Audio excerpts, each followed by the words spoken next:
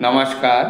श्रीमद्भागवत गीता पंचम अध्याय कर्म संन्यास योग श्लोक 8 और 9।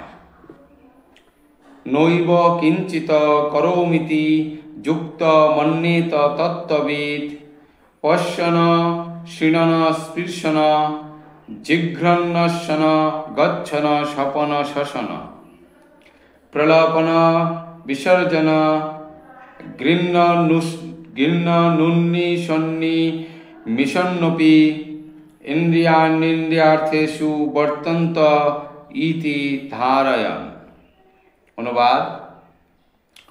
चिन्मय चेतनाय अधिष्ठित व्यक्ति दर्शन, श्रवण, स्पर्श, घ्राण, भोजन, गमन, निद्रा एवं प्रश्वास आदि क्रिया करेও সর্বদা জানেন যে প্রকৃতপক্ষে তিনি কিছুই করছেন না, কারণ প্রলাপ, ত্যাগ, গ্রহণ, চক্ষুর উন্মেষ ও নিমেষ করার সময় তিনি সর্বদাই জানেন যে জড় ইন্দ্রিয়গুলি কেবল ইন্দ্রিয়ের বিষয়ে প্রবৃত হয়েছে এবং তিনি নিজে সেগুলি থেকে নির্লিপ্ত।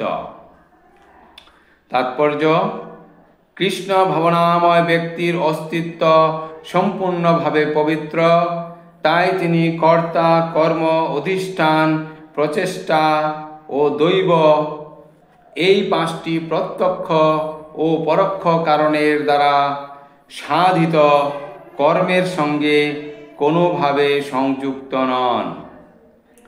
তার কারণ হচ্ছে তিনি কৃষ্ণ ভাবনায় ভাবিত হয়ে প্রেম ভক্তি সহকারে ভগবানের সেবা করছেন।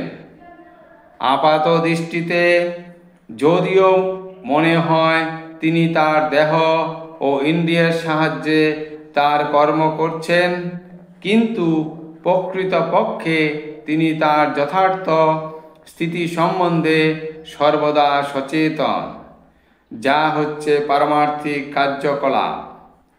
জড়জাগতিক চেতনায় ইন্দ্রিয়গুলি আত্মতৃপ্তির চেষ্টায় নিয়োজিত থাকে, কিন্তু কৃষ্ণ ভাবনায় ইন্দ্রিয়গুলি শ্রীকৃষ্ণের ইন্দ্রিয়ের সন্তুষ্টি বিধান করায় সেবায় প্রবৃত্ত হয়। তাই কৃষ্ণ ভক্তকে আপাত দৃষ্টিতে ইন্দ্রিয়ের কার্যকলাপ নিয়োজিত বলে মনে হলেও কার্যত তিনি সর্বদাই মুক্ত। দর্শন ও শ্রবণাদি হচ্ছে জ্ঞান আহরণ করার উদ্দেশ্যে ইন্দ্রিয়ের কার্যকলাপ।